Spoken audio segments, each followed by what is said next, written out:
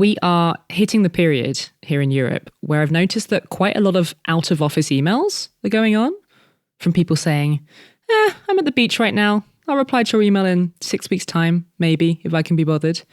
And as usual, all of these European out-of-office auto-responses have been eliciting wonder and astonishment from our hard-working friends in the United States. You guys really need to legally mandate longer vacations over there. I think we have it right on this side of the Atlantic. What do you think? Well, I don't feel like I really benefit from it, personally. I find it quite triggering. I was going to say, over there in Amsterdam, I heard that you've been very busy. Yeah, I am. I'm particularly stressed this week. I'm actually working on possibly the most stressful project I've ever worked on, where we're doing instant composition. So an interview takes place between two people living in Amsterdam North in the morning.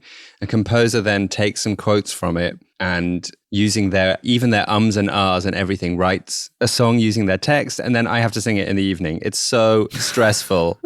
I feel like you've got the worst end of that job. I know, right? Sing this thing that I wrote 5 minutes ago. It's very rewarding, of course, but also just like incredibly stressful. I've discovered I really like being well prepared for things. Well, I hope you're very well prepared for this podcast that we're about to record. Well, we'll see. I hope you are too.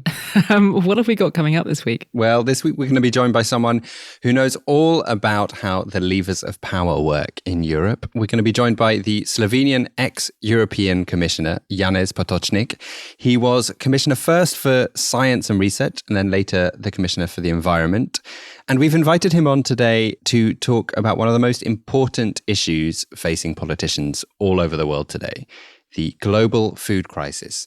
It's frankly a pretty scary situation out there with growing food shortages and ever increasing food prices. So it's a very important discussion to be having right now, even if it isn't an easy one. That's coming up later in the show. But first, it's time for...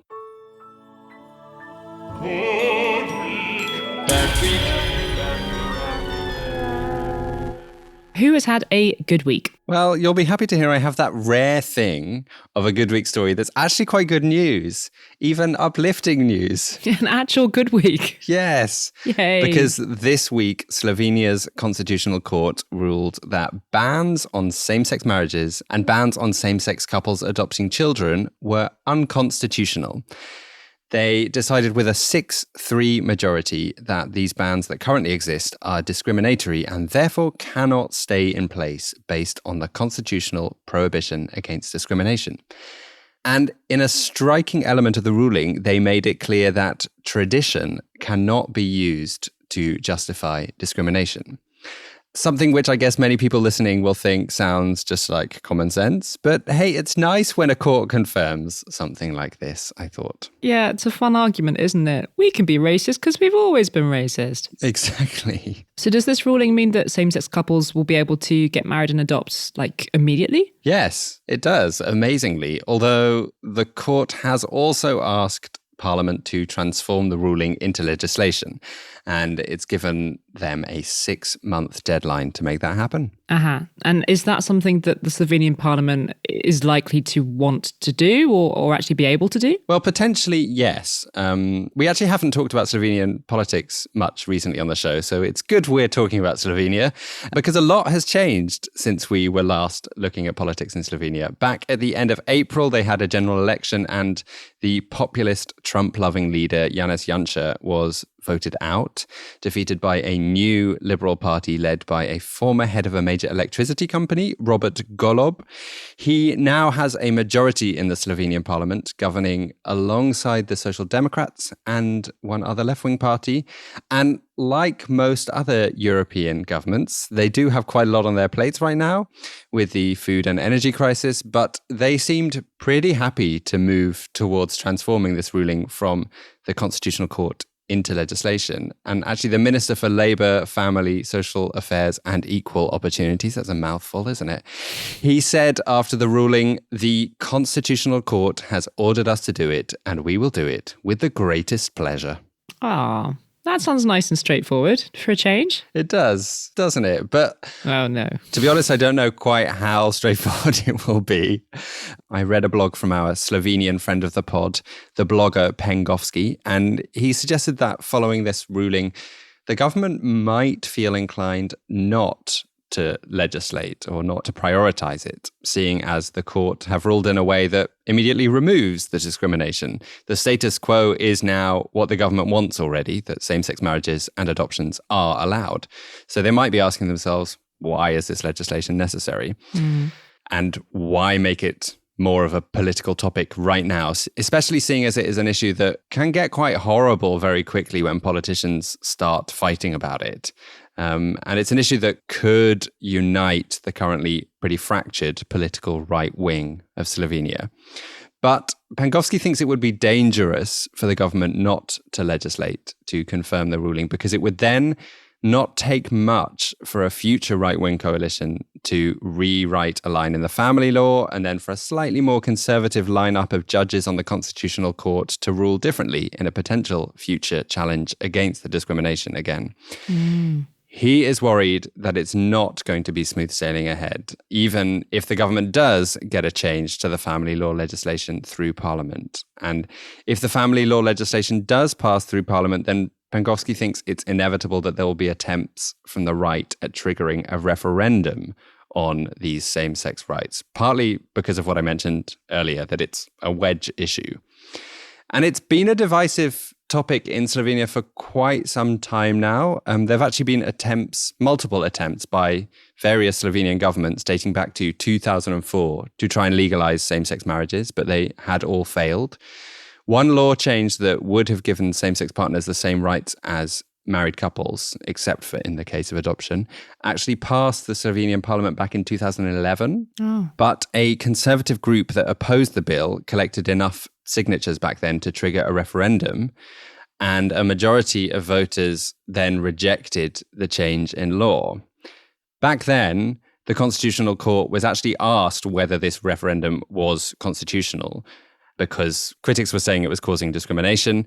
The court back then ruled that it was constitutional. So obviously it shows that the court has had a change in heart over the last 10 years, that they now rule in the opposite direction. And it obviously shows that the makeup of the court has also changed. There are some slightly less conservative judges on the court.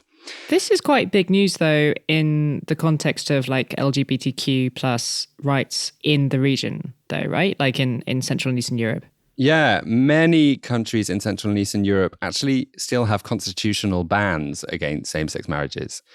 And at least according to the Associated Press's definition of what constitutes Central and Eastern Europe, they say that this is the first time a Central or Eastern European country has legalized same-sex marriage. So even if there are going to be some bumps later along the road, take good week for now, Slovenia. I hand it over to you. Gladly. Congratulations, Slovenia. Nice to see a constitutional court making a good call for a change. Who has had a bad week, Katy? I'm going to give bad week to the politicians whose names have come up in an international media investigation called the Uber Files. Have you been following this little saga over the past few days? Yeah, a bit. It's made a bit of a splash in the Netherlands because there was quite a prominent Dutch politician on the list, but also in France, right? More on which later. So yeah, this is one of those mega leaks of documents that journalists have been digging into in loads of countries around the world. And in this case, it consists of more than 100,000 internal company documents from Uber. So emails between executives, but also WhatsApp exchanges, PowerPoint presentations, that kind of thing. They've been leaked by an Irish guy called Mark McGann, who used to be Uber's top lobbyist in Europe. And he is now wanting to atone for his sins. He believes that Uber has broken the law in dozens of countries, and he says he was complicit in bad behavior at the company, but he just wants all of this to be out in the open. All of these documents are from 2013 to 2017, which is a fascinating period because it's just when Uber was trying to expand outside the US, in Europe and elsewhere. And their boss at the time, Travis Kalanick, he was willing to do some quite questionable things to make that happen. So it's really, really interesting to have this really intimate historical resource about what was happening inside the company at that time. Do you think this is as juicy as like other big leaks and investigations like the Panama Papers or the Pandora Papers that led to days of headlines? I'll be honest with you. At the time of recording, I don't think anything that explosive has been revealed so far. It's mostly patterns of dodgy behavior by Uber that are not great, but not really surprising given what we already knew about the company and the company culture. The thing that relates most to the politicians we're going to talk about is that the files just really document how much Uber lobbied European politicians, like crazy amounts. But again, is it that surprising that a tech company at that time, with those ambitions to get into all of these new countries and then destroy the taxi industry as we knew it, is it that crazy that they were throwing the kitchen sink at trying to influence politicians? So perhaps there's no real bombshells in these files. However, there are a few politicians who are in hot water because their names have come up in these files. And there's too many different cases to talk about, so I thought I would, indeed, Dominic, concentrate on the most serious two, which happily for us come from each of our countries, France and Netherlands. Let's start with France. Emmanuel Macron, he's definitely the most high-profile figure so far, facing a fair bit of trouble over the Uber files. What exactly is Macron supposed to have done? So the documents date back to before he was president. They're from when Macron was the French economy minister. And Macron at the time was very keen on this idea of shaking up the French economy. He was a minister in a socialist government, but he was already developing this pro-business agenda, make France more dynamic, that kind of thing. And so Macron was quite a fan of Uber and other US companies that he saw as disruptive and innovative. He thought that Uber could be good for France, especially by bringing jobs to young men from immigrant backgrounds in the banlieue who didn't have many qualifications, but they can maybe pick up some work as Uber drivers. It wasn't a secret that he thought like that. And the documents basically just showed that he was really pretty cozy with the company.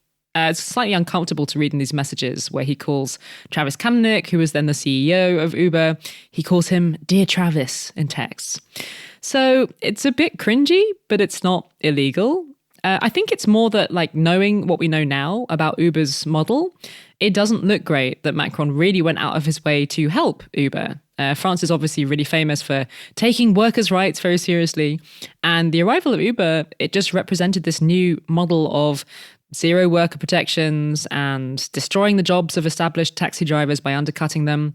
The concept of Uberization, it became a byword in France in those years for everything that was wrong with these quote-unquote disruptive US companies. Mm-hmm. So it's politically unhelpful for Macron to look like he was really the person who invited that model into France. What's your problem with him saying Dear Travis? Isn't Dear Travis quite formal? No, but in the middle of a text. Oh, but hello, dear Travis, like that. Do you want me to call you Dear Dominic? Yeah, all the time. Or dearest. Noted, Dear Dominic. Okay, but aside from that, has he actually done anything that might be illegal? I mean, Macron. Well, he doesn't seem to have registered all of his meetings with Uber executives. There are 4 meetings with Uber executives in the leak, and only one of them was disclosed, which, raises questions over how thoroughly he kept records of his meetings with other corporate lobbyists. We really don't know. Apart from that, the main thing that there are questions over is this deal that was done over Uber Pop. Do you remember what Uber Pop was? No. So it was a service where basically anyone with a driving license could just become an Uber driver for a few hours. And it was super controversial in France because we have this, it's really kind of feels sort of retro. But we have this really regimented taxi industry here where you have to have a license to be a taxi driver, which can cost up to 250,000 euros. And suddenly it was anyone can do your job without paying these startup costs. So it was hugely controversial. But anyway, there seems to have been this deal done whereby the French government may have suggested to Uber, look, if you kind of quietly get rid of this Uber Pop service, we will really relax the rules around the normal Uber service, the more professional one, UberX, and make it really easy for you to do your business that way. Now, first of all, these allegations are still a little bit hazy. And also, I don't know, I think maybe my standards for what counts as a scandal have just got a bit too high in the Boris Johnson and Donald Trump era. But I just don't know if this is a real scandal. I mean, maybe I should be grateful that I live in a country where political opponents are jumping up and down and calling this a state scandal because it shows how relatively clean our politics is here. Yeah, I have to say, in a week where possibly Boris Johnson kind of admitted to having met an ex-KGB agent while he was foreign minister, Alexander Lebedev, without any Foreign Office staff or without possibly informing them. This does feel less bad than that. Everything's relative. But I'm still going to give Macron bad week because his opponents are making such a big deal out of it. And it comes at a time when he has a minority government. So after his party lost the recent parliamentary elections, they've decided to just try and get laws passed on a case-by-case basis. There's no coalition. So this is a delicate time for him. But yeah, honestly, in the grand scheme of things that Macron has done wrong, this doesn't rank as one of the top things for me. Okay, let's move on from Macron and talk about the Dutch example. Yes, indeed. Do you know who Nelly Kroes is? I have to say I didn't because I've not been living here so long. But I think everyone that has lived here longer does know who she is. She was like quite a popular politician who was seen as like doing quite good things in Europe. Until now. Until now. Well, maybe. Let's have a look at what she's actually supposed to have done. So Nelly Kroes used to be a European Commissioner for Digital Things. And she, like Macron, was a big fan of Uber in its early days. Big fan. So much of a fan, in fact, that these files show that on at least 2 occasions when Uber's offices in Amsterdam were being raided by police, Nelly Kroes at least twice called her powerful friends and tried to get them to send the police home. Like, leave Uber alone, you guys. They've done nothing wrong. Chill out. Okay. And this is while she was a European Commissioner? No, so that's actually the issue. It was in 2015. Nelly Kroes was a European Commissioner until 2014. But after that, there was supposed to be this 18-month cooling off period where there were lots of restrictions on the jobs that she could take. And that is because there are these constant complaints that there's this revolving door between Brussels politics and big business. So it's an ethics thing. Straight after Kroes' cooling off period in May 2016, she was immediately given a job at Uber on their policy advisory board. A 200 grand job. Nice work if you can get it. Ooh. It's about the same as we make making this podcast. The problem is the files show that in the months before that, while she was in the cooling off period, she not only tried to get the police to leave Uber alone, but she repeatedly spoke to Dutch ministers about Uber and offered to set up meetings between their lobbyists and senior officials. So you could argue that she was maybe helping to lobby for Uber, even if she didn't have a paid role yet. Now, Kroes is adamant that she did nothing wrong. She also had an unpaid role at the time as a Dutch special envoy for tech companies, which means that it was kind of normal for her to talk to politicians about startups. At least that's what she says. But evidently this was very sensitive because in the files, Uber executives talk about this relationship with Kroes as something super confidential. Like it absolutely wasn't supposed to be mentioned in public. So is there going to be some kind of investigation? Well, there's certainly been calls for one, and she could lose her EU pension if she's found to be in breach of the rules. Whoa. So far, the Commission has announced that it will write to Kroes asking for clarification about what she did, which is a very gentle way of going about things, but that's the EU way. I mean, look, if she's done nothing wrong, great, let's all just get on with our lives. But I do think it would be good to see a proper investigation into this. As we all know, the EU doesn't always have a great image with the public. And one of the things that a lot of people don't like is this idea that our politicians are super cozy with corporate interests. And we have rules designed to limit that. So it would be good to check that they've been followed. In the meantime, there do seem to be things trickling out of the Uber files as the days go on. Maybe by the time you hear this, there'll be some more juicy goss. There's loads of different media outlets that are taking part in this huge global investigation, from Le Monde here in France to Direct 36 in Hungary, with all kinds of local angles and in local languages, obviously. So we'll just have to see what else comes out of this. A big thanks to all the wonderful supporters of our show, both on Patreon and elsewhere. We've got a few shout-outs for this week for our newest supporters. They are Heather Peterson, E. Agtipi, and Katrina Stovolt. Head to our website, europeanspodcast.com, and press the Support Us button to find out more. Or you can go directly to patreon.com/Europeans podcast. This podcast still exists nearly 5 years on because of very special people like you guys who allow us to pay ourselves to do all the research each week and to pay our producers. So we're hugely grateful for any help you can offer, even a few little coins. And if you're strapped for cash, you can also help us out by giving us 5 big gold stars on Spotify or Apple or whatever app you're using to listen to this.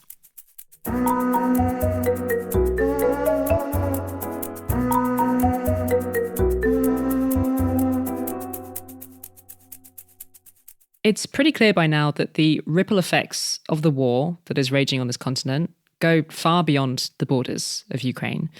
And like us, I'm sure you will have heard the increasingly dire warnings of a global food crisis. I'm not talking about the kind of effects that we're seeing here in a wealthy country like France. So far over here, we've got shortages of things like mustard in the supermarkets. And for those of us on the tightest budgets, the price rises are really, really punishing already. But this is not just a European food crisis, it's a global one. And elsewhere, Africa in particular, there are warnings of a real famine. Not just because Africa normally imports so much wheat from Ukraine and Russia, but also because of a range of different factors. Fertilizer is crazy expensive at the moment. Energy costs are hitting farmers really, really hard. It's a perfect storm of different factors. And in the midst of all this, there are some in Europe who think that the priority right now should be producing as much food as possible, which does seem like a good idea on the face of it. But for environmentalists, alarm bells are ringing that this focus on producing lots of food is going to undermine Europe's really ambitious plans when it comes to fighting climate change and protecting the environment. Just to give you one example, the EU's new stricter targets for reducing pesticides got delayed because it was felt, certainly amongst some farming lobbying groups anyway, that the focus really needs to be on producing high volumes, even if that means using more chemicals.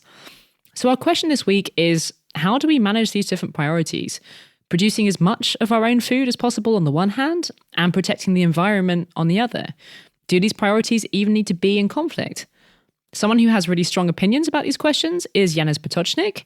He is a former Slovenian government minister, a former European Environment Commissioner, and in his current role at the UN Environment Programme, he's the co-chair of the International Resource Panel, which means he's done a lot of thinking about our food supplies and how to secure them in the long term. We gave him a ring at home in Brussels.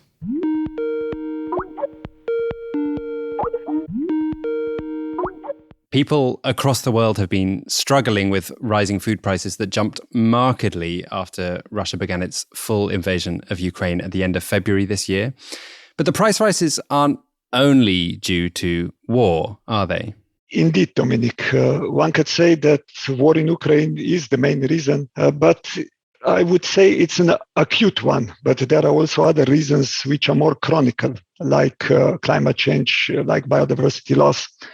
And as you know, droughts and extreme weather events are getting more frequent. Biodiversity is still in decline. Soil is still getting degraded.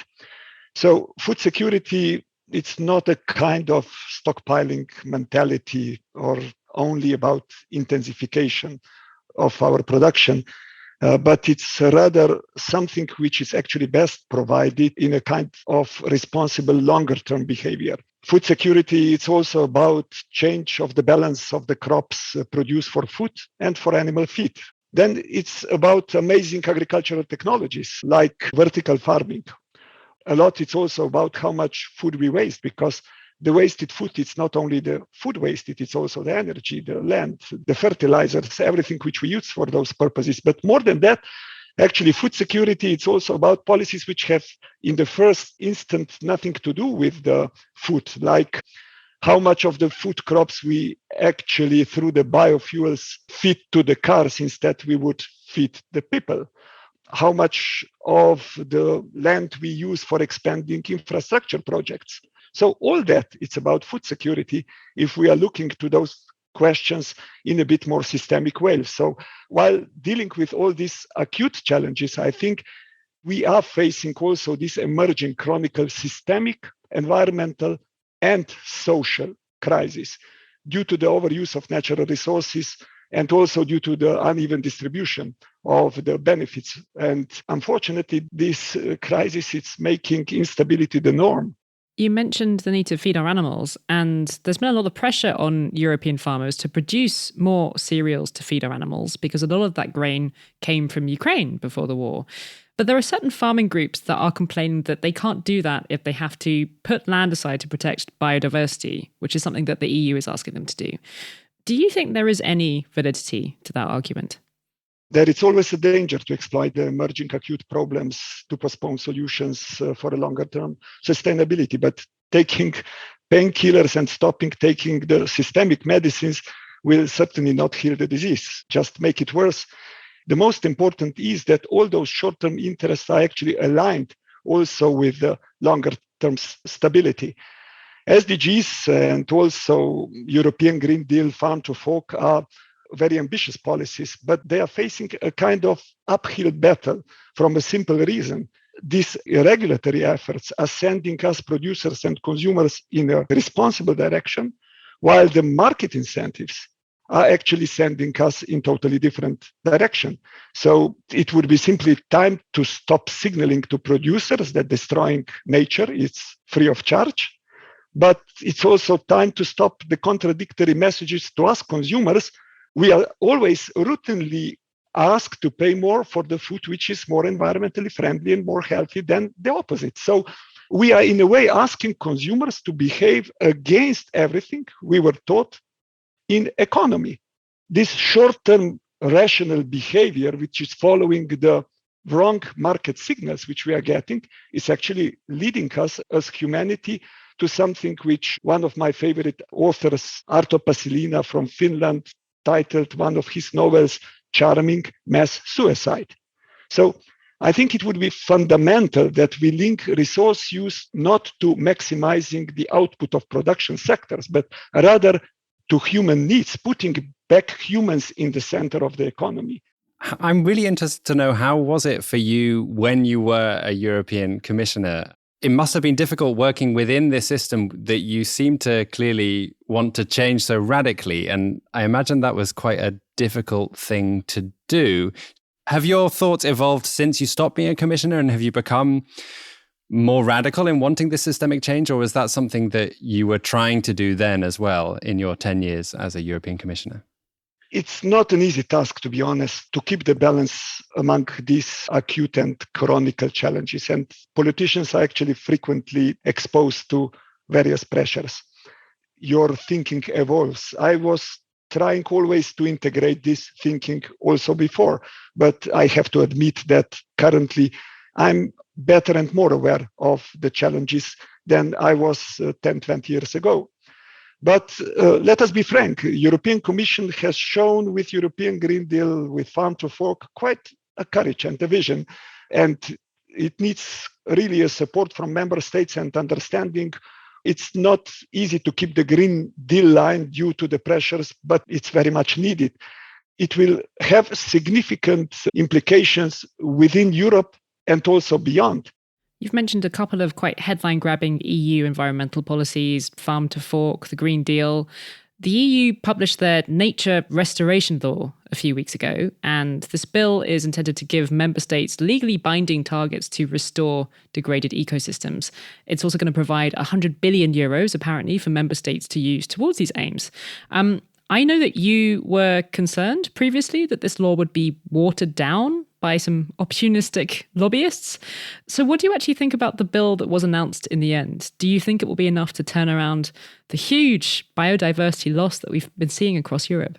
The politics, it's the magic of something which is possible. But as I have said before, I think this commission should be appreciated in having a vision and also, in majority of the times, the courage to go ahead. So I sincerely hope, but like always, the main problem will be delivery and implementation. And we just have to be aware that nature is the most powerful ally in our quest for food security. And bringing back healthy ecosystems, it's a precondition to help farmers avoid crop failures and stave off the impact of climate change on agricultural land. Sometimes we are not very well aware that we are actually the first generation on the planet which is so interconnected and interdependent. The first generation which is living in socio-ecological space of planetary scope, which makes us really fragile on one hand, but on the other hand, it's also increasing the responsibility that we have to deal with all the challenges together.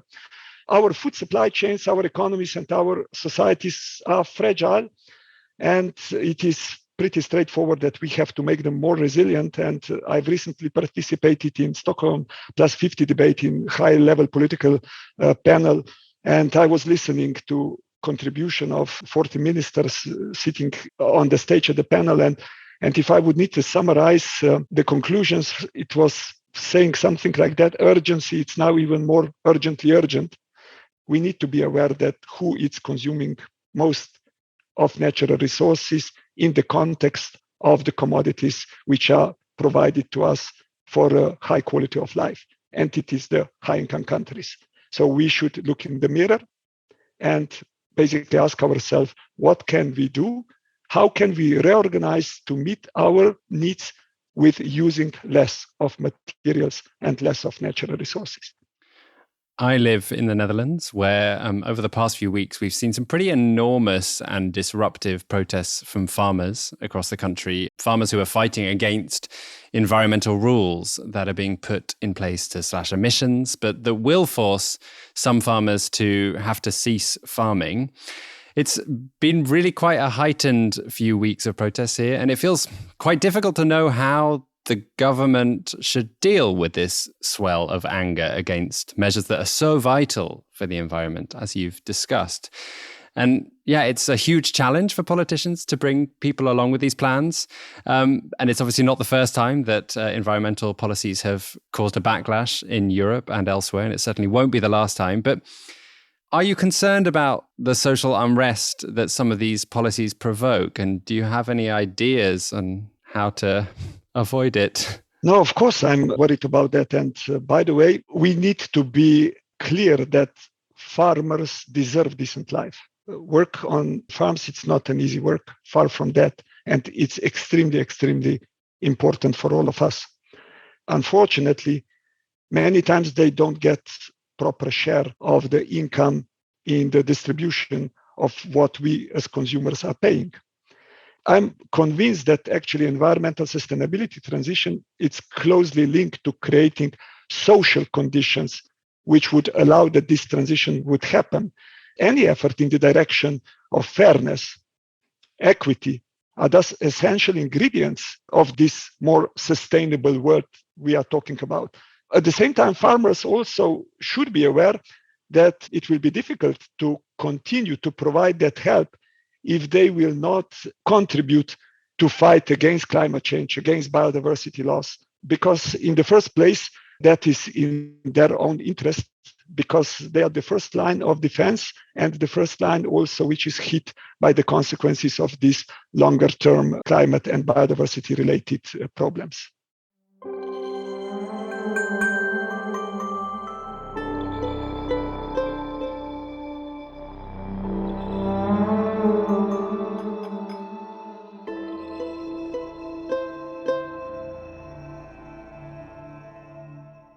Before we leave the topic of farming behind us, I wanted to flag up a very cool multimedia story by our friends at Are We Europe about the fact that this continent's farmers are aging and about the young farmers who are taking up the responsibility of feeding us, despite how difficult it is. It's a really nicely made story, I think. It's very immersive, really beautiful videos. I will post a link in the show notes.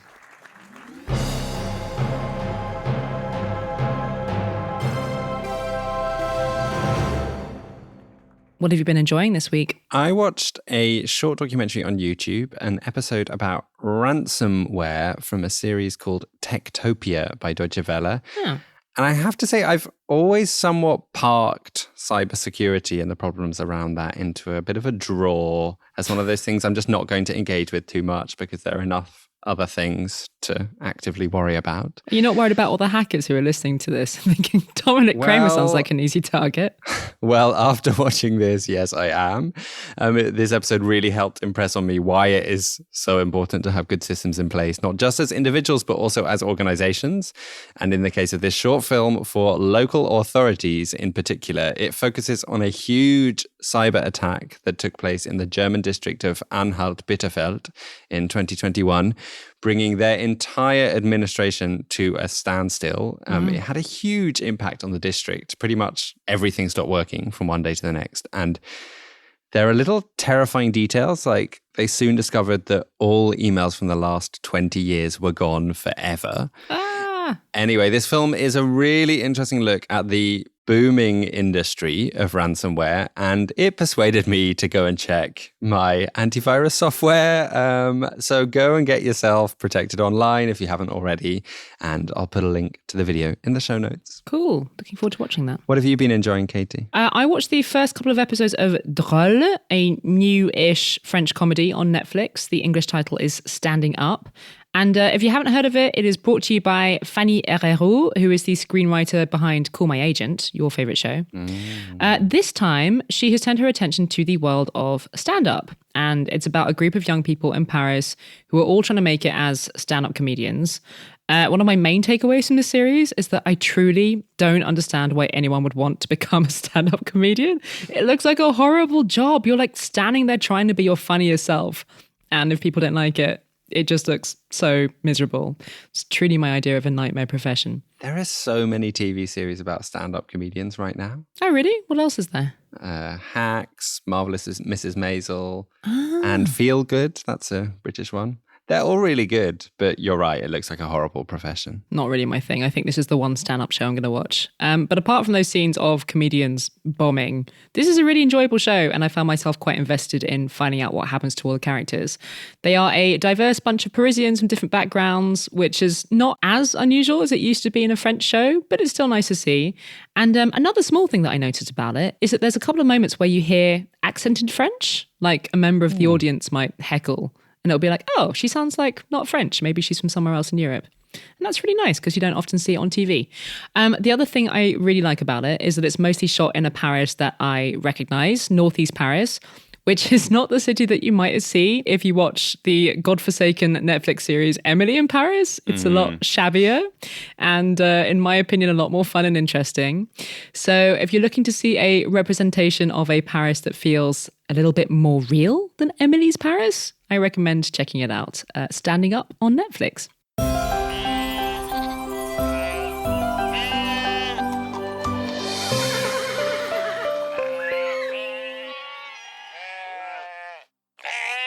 I've got a happy ending for you all today that we can park in one of my favorite categories of happy ending stories, people finding really old things. And this time it's something extraordinarily old that's been found in northern Spain by a team of Spanish archaeologists. They found a piece of cheek and jawbone from a human, and guess how long ago they think this human lived? Oh, I don't know, but it sounds nasty. A few thousand years? They think this bone might be 1.4 million years old. Whoa! Which would make it the oldest European human fossil ever to be found. The current record for the oldest human fossil found in Europe was a jawbone found actually at the same site as this back in 2007, and that one was 1.2 million years old. It's going to take quite some time to confirm whether or not the bone is indeed as old as they think, but in the meantime, keep up the good work, team, and congratulations on this amazing discovery. I didn't even know we had humans that long ago. Neither did I.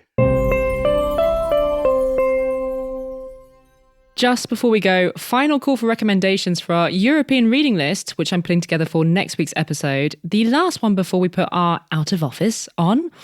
If you've read anything good lately that is by a European writer or is set in Europe, send it my way and I will add it to the list. You can tweet at us at EuropeansPod, drop us a DM on Instagram at EuropeansPodcast, or send us an email, hello@EuropeansPodcast.com. Before we go, big thanks to the producers of this episode, Katy Lee and Wojciech Oleksiak.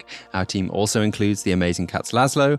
We are also members of the Are We Europe audio family. Go and check out their audio offerings at areweeurope.eu/audio-family. See you next week, everyone. Na zwiedzenie. Adio.